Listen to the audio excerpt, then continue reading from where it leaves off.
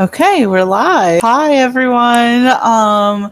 Welcome back to another Tea Time with Tia. I'm trying something different with my camera angles here. Not that I have a camera, I'm doing this completely on the webcam of my Chromebook. But yeah, I see a lot of YouTubers do their videos like this where it's more up and kind of looking down. And I kind of feel like I like that more. I feel like the lighting is really good, and I don't know, I'm liking it a lot. I just did a podcast, a Geek Vibes Live, with our good friend, our associate Dom, for the virtual PopCon, which is hosted by Kinda Nerdy Girls. Right now, Scene a Nerd, one of our affiliates, is going, and that is really cool. So make sure you check that out. But I had so much fun that I was like, I'm still in the mood to talk, but we got an hour. So I wanted to kind of just find any excuse really to do another video right now. And so please let me know if you like this angle. I kind of really like it, even though it's kind of hurting my neck just a little to keep looking up, but it's okay. I just like the way it looks better. But yeah, so this is going to be just, I guess, a fun tea time with Tia. I wanted to do maybe an article on this where I just wanted to talk about some of my favorite Broadway plays. I am a huge fan of Broadway. We are not rich in any sort of fashion. I saw someone online saying that only rich New Yorkers go see Broadway. We are not rich. I struggle to pay my rent just like you. But I guess I'm fortunate enough to have a mom who wants to pay for me to go to Broadway every once in a while, just saving up money. But certainly there are ways to go see Broadway plays if you say don't have a whole lot of money.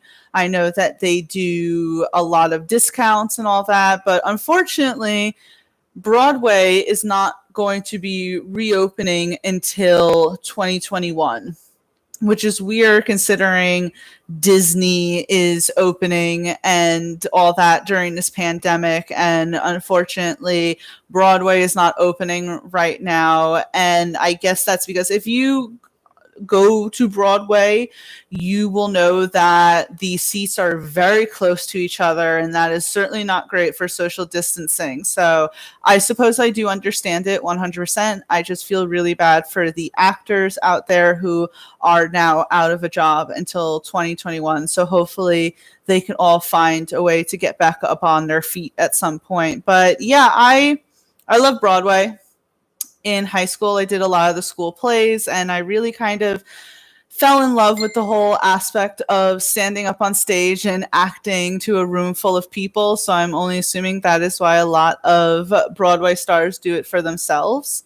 And there's just something that's so great being in the audience and experiencing everything live, being able to see the actors in person. I just love Broadway, and I've seen a lot in my day, and I just kind of wanted to highlight some of my favorite Broadway plays so that maybe you also have enjoyed these plays, and you can tell me which play you have seen that you have really liked. So I wrote down the plays that I have enjoyed the most, and I just kind of wanted to highlight them a little, as I said. And this is in no particular order at all. I'm just going in the list of what I put down, but again, none is better than the other in my opinion. So Spring Awakening is a play that came out some years ago. It actually, John Gallagher, the actor who actually had a episode in HBO Max's Love Life. As soon as I saw him, I was like, oh, wow, wow, wow, wow. And also Spring Awakening is kind of what launched Leah Michelle's career. So it was a play that was on Broadway some years ago. It had a short run because at that point it was one of the plays that didn't make the cut during the time where Broadway was kind of axing a lot of their plays. But I really enjoyed it. It's a musical. It has to do with growing pains as a teenager. There was a lot of serious topics in it, a lot of really just poignant moments. And I think as a teenager, when I saw it, a lot of it spoke to me because, you know, when you're a teen and you're going through a lot of those growing pains, a lot that they were kind of portraying in Spring Awakening is a lot that I was kind of thinking about, and really just it was very relative to how I was feeling at the time. And I just loved it. I loved the songs. You know, they had a oh man, they had so many great songs. Some of them were so much fun, such as "The Bitch of Living" and "Totally Effed," and but on top of the really fun songs, I felt that there were so many beautiful songs. I saw it twice, actually. Can't believe my mom, like, I'm 30 years old, but my mom pays for a lot, guys. And she's not rich at all. It's just, I think, because I'm her only child, she takes pity on me. But yeah, I was fortunate that she paid for me to go see it twice because she knew how much I loved it. Like, I had the soundtrack at some point back when CDs were really a thing, and I listened to it all the time. I even listened in my car. But I just, every time I saw it, so the first time I saw it was actually with Leah Michele and John Gallagher, who actually went on to win a Tony Award for his performance in Spring Awakening.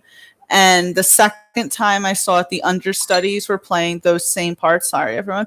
The understudies were playing those parts, and they did a great job as well. So I don't know if there's any way to find Spring Awakening online, if it is on YouTube in its entirety or something. But if it is, I certainly suggest anyone check it out because it was such a wonderful Broadway play. It was such a fantastic experience. I just really enjoyed it, like, a lot. It was great. I love the seriousness of it, the just the coming of age story, and it was, I think, almost ahead of its time, I want to say. I feel that if it was on Broadway today, well, not today with everything that's going on, but certainly within, say, 2019, that it would have been a little bit more popular than it was. But I am happy that it, at the very least, won some Tony Awards and was recognized for how good it was. And certainly I was devastated when it got taken off and discontinued because I felt that it certainly shouldn't have. But so Spring Awakening is one. I am also going to pick American Idiot, which was an off-Broadway play, a musical, and as you can imagine, it contained all of the songs by the not the American band. I believe oh my God. By the band Green Day. I had such a moment. I guess I didn't realize that I've been podcasting for so long that now my brain just doesn't want to work, apparently, but which is very bad on my part considering I was such a big Green Day fan back in the day. Oh, they are an American rock band. Duh. Thought they were I doubted myself for a second. But American Idiot features all of the songs of Green Day, and it's really cool because it is kind of a rock musical as a play. Was very little dialogue in the actual play. There was only maybe a few lines spoken. Besides that, the entire musical was told with the songs of Green Day, which you would never imagine putting all of the songs together that it could ever really be something like that. And it was, to me, that was so incredibly impressive for them to do. And it totally made sense. It was, say, these three friends and them going off in different directions in their life. One going off to war, one kind of going in a bad direction in life, another kind of normalizing themselves and going through, say, the typical steps of life that you would expect someone to. And I thought that that was really, really cool for them to do. And the story completely made sense too.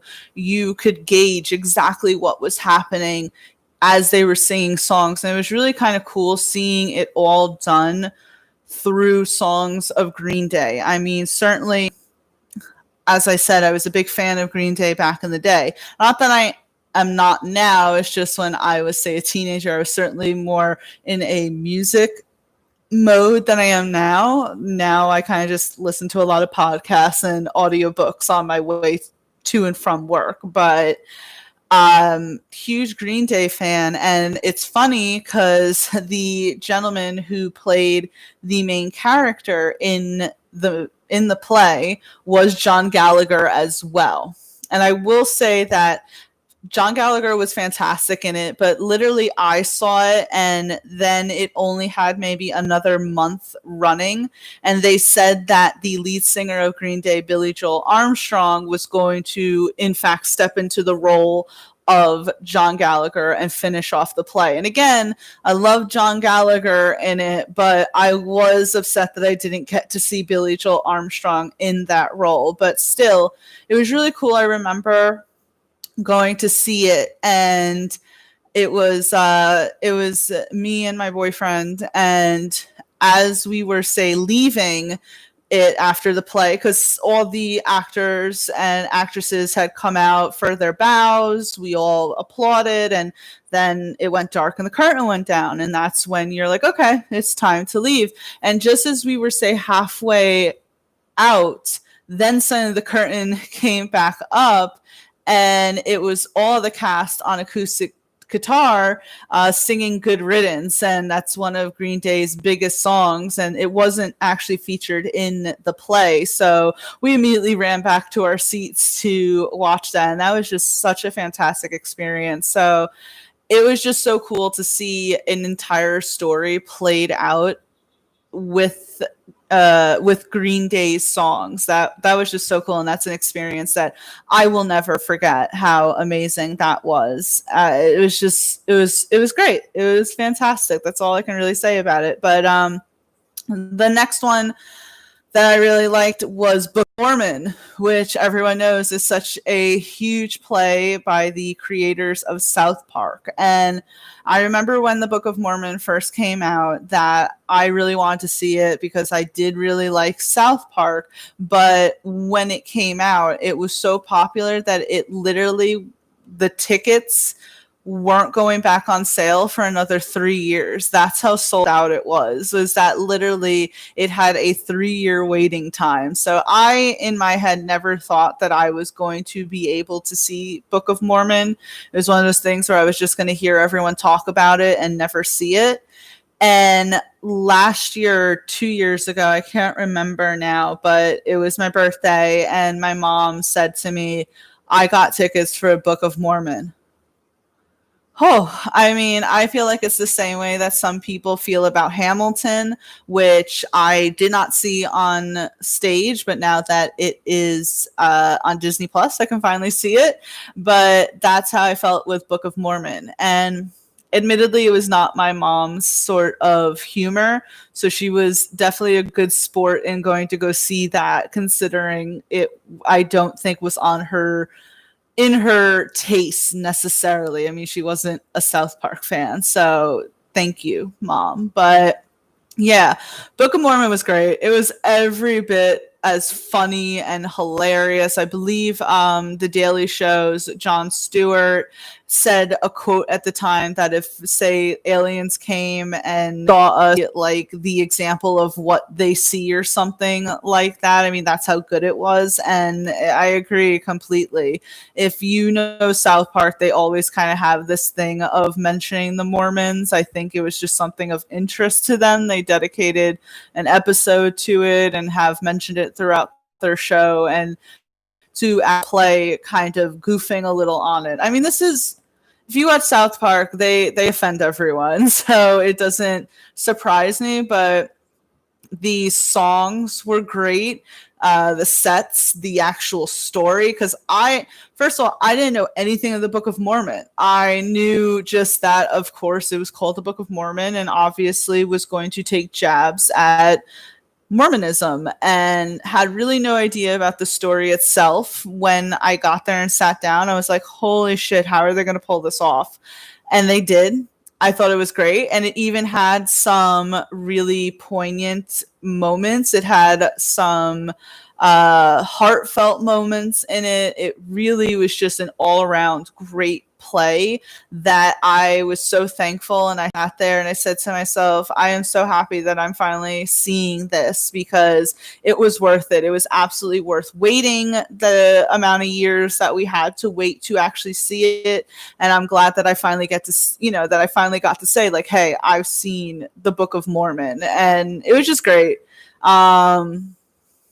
It was fantastic. So yeah, Book of Mormon I would definitely put down as one of my absolute favorite plays of all time. All right, so before I go any further, I also have to kind of give an honorable shout out to the show that the play that ended last year. It had a limited time run, Betrayal, with Tom Hiddleston and Charlie Cox. If you know me, you know that I'm a huge Marvel fan. I'm especially a massive Daredevil fan. I think that Charlie Cox is the number one Matt Murdock, and the idea that if Marvel wanted to bring Daredevil into their cinematic universe and not bring Charlie Cox in for that absolutely destroys me.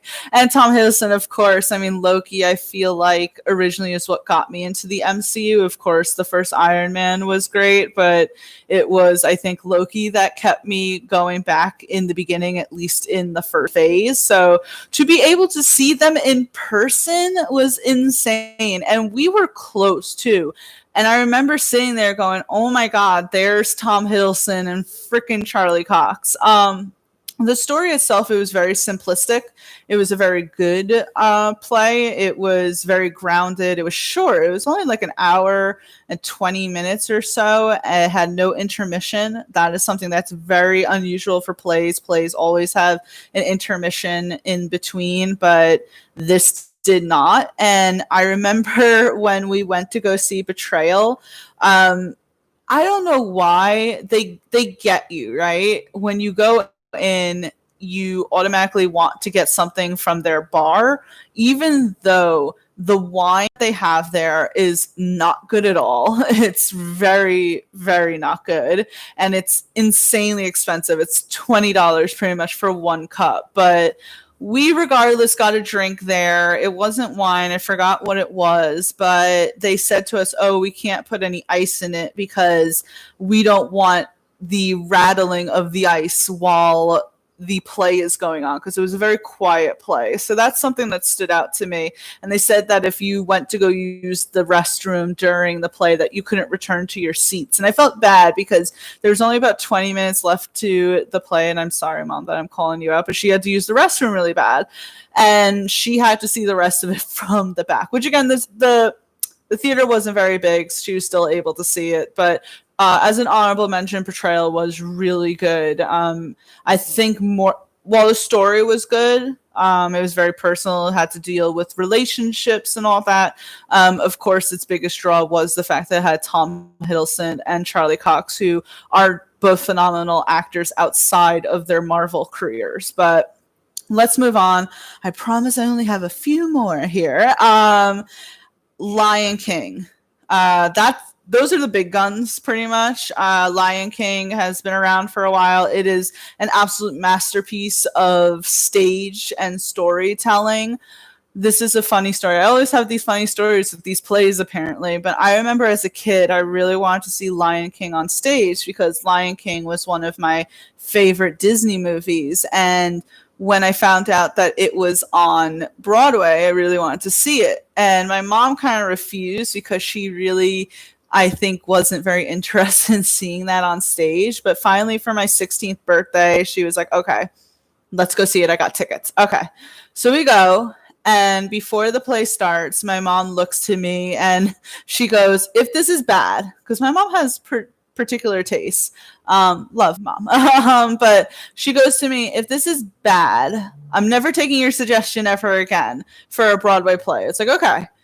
And if you've seen The Lion King on stage, you know that it starts off so beautifully. The costumes are absolutely phenomenal. They come throughout the audience in the aisles and all that. And my mom was so overtaken, I guess, by the beauty of it that she started tearing up. So in my head, I was like, yeah, I know what I'm talking about. But that was such a phenomenal experience, and I believe that their proceeds go to a good charity or just a good cause, and that's great when you can support something and it go to, something that is a really good cause. So that's fantastic. But in general, I mean, the way that they were able to accomplish bringing something like the Lion King to life, where every costume is almost like an extension of them, instead of really like being in the gazelles.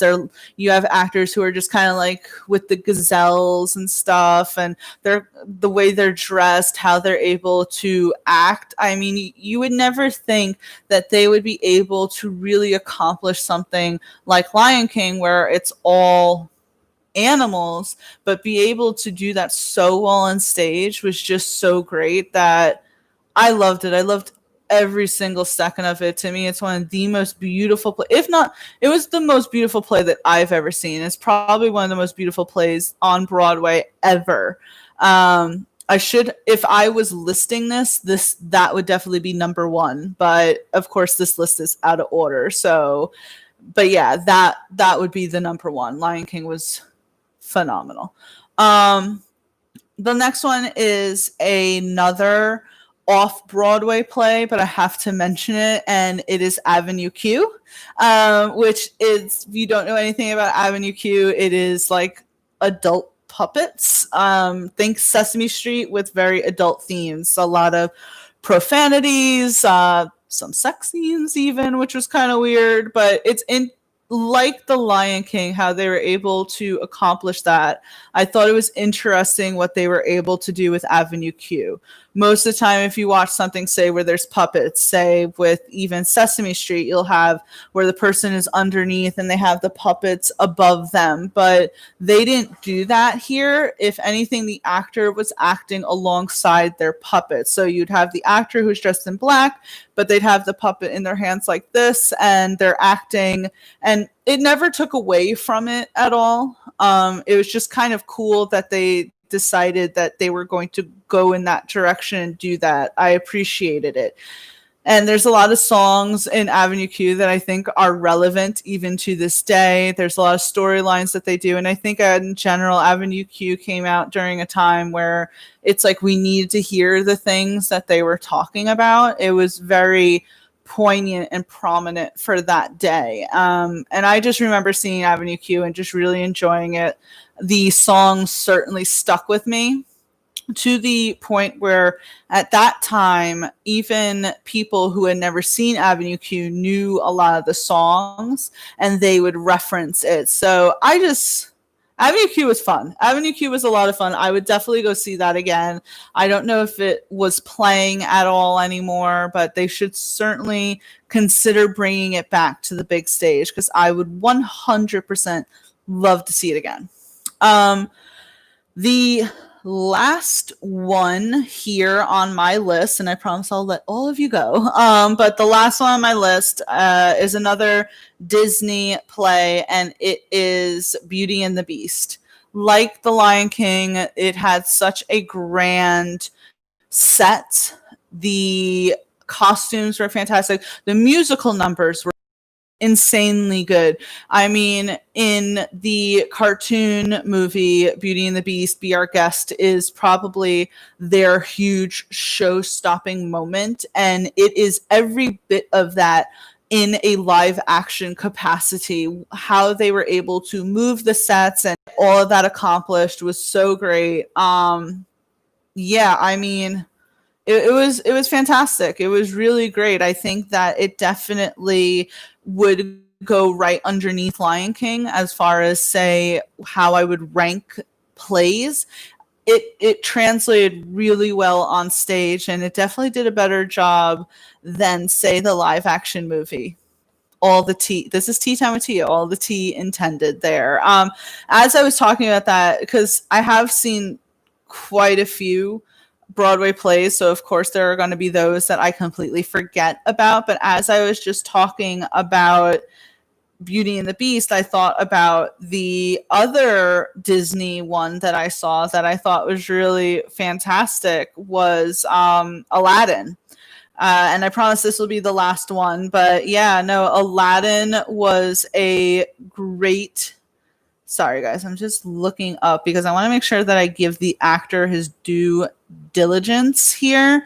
I forget when we saw Aladdin, but okay, here you go. So, oh, okay. James Monroe Iglehart. This is him. Oh God. There you go. He played the genie in Aladdin, and I believe if it wasn't his last performance, it was one of his last performances before he stepped down in that role. He has won a Tony Award. He, I think, was on Broadway for that role for the last 5 years before he decided to step down. And a big reason why I wanted to see Aladdin was because he performed on at the Tony Awards, because it was an upcoming play, and in the Tonys, whenever there's an upcoming play, they do a little number just to kind of get people excited and get people wanting to go. And so he went to the Tonys and performed, You'll Never Have a Friend Like Me, and that just sold me. I was like, I have to go see this. And when we finally did, he was the best part of the play. He was 100% the best part of Aladdin, 100%. And I think that he did Robin Williams a whole lot of justice, because obviously in the cartoon movie, Robin Williams played the voice of the genie, and he was such a big part of that, a huge part of our childhoods and what made us really want and love Aladdin, the movie franchise.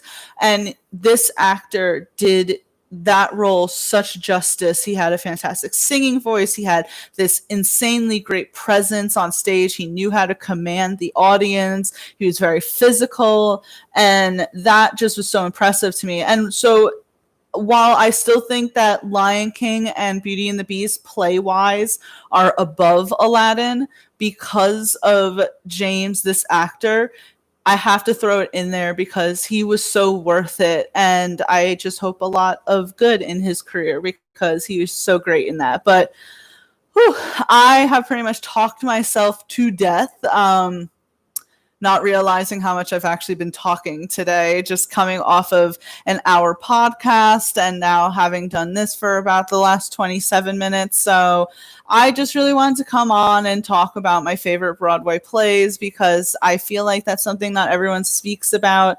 Of course, not everyone has the privilege to go see Broadway plays, and I do recognize that I'm very privileged for having seen a lot of plays out there. I wish I could see more, but they are very, very expensive. I will say that. It is something you certainly save for if you don't readily have the money all the time.